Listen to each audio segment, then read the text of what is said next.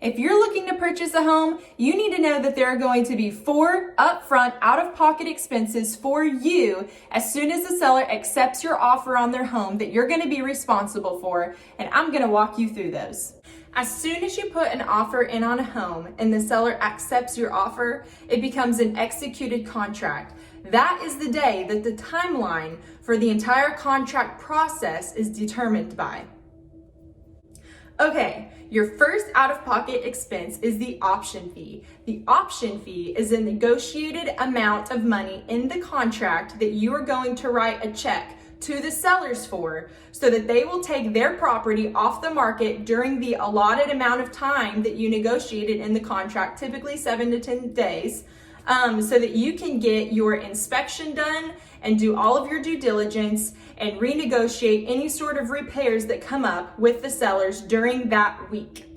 Now, number 2 of your out-of-pocket expenses is going to be your earnest money deposit. Your earnest money deposit, although also negotiable, is typically about 1% of the sales price, and you are going to send that money to the title company to keep in escrow for you until closing. The title company is where you're going to sign all of your closing docs at the end of the contract process. Little snippet, that earnest money deposit will be credited back to you at closing towards your closing costs if you proceed through the entire contract and get to closing and sign documents.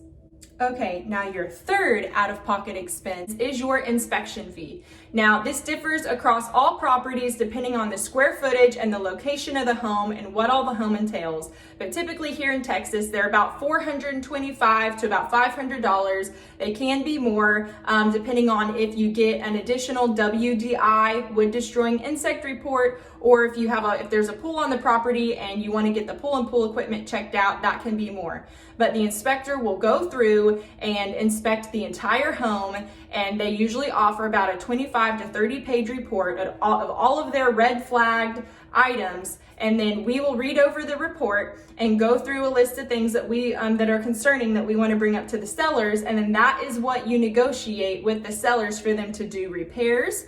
Or you can also ask for seller's concessions in lieu of the repairs so that they can give you some money towards some of those closing costs that you would have to bring to closing instead of you having to bring that yourself. Now, your fourth out-of-pocket expense is your appraisal fee. Now, your appraisal is required by your lender, so that is an expense that the buyer is required to cover.